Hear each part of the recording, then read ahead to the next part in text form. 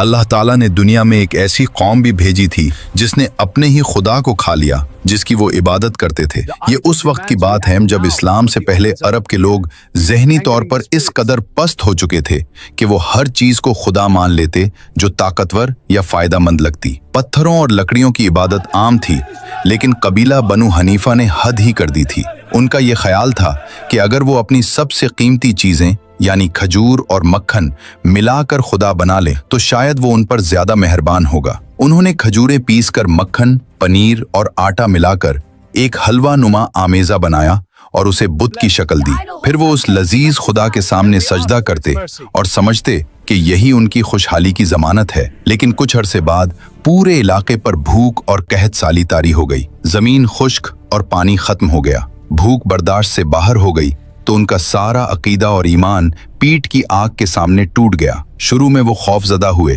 कि अपने ही खुदा को कैसे खाएं, लेकिन जब मौत करीब नजर आई तो उन्होंने सोचा कि अगर हम जिंदा नहीं रहेंगे तो इबादत किसकी होगी। आखिरकार भूख से बेहाल कबीले वालों ने अपने ही बनाए हुए हजूर के बुत पर हमला किया और उसे नोच नोच कर खा गए। साथ ही वो कहते थे, देखो हमारे खुदा ने मुश्किल वक्त में अपनी जान देकर हमें मौत से बचाया। हमारा खुदा हमारे काम आ गया। जब ये बात अरब में फैली तो लोग उन पर हंसने लगे कि बनु हनीफा के जाहिलों ने अपनी भूख मिटाने के लिए अपने ही खुदा को खा डाला। जरा सोचें, जिस माबूद को इंसान अपनी भूख मिटाने के लिए खुद ही खा ले, वो इंसान की तकदीर क्या बदल सकता है।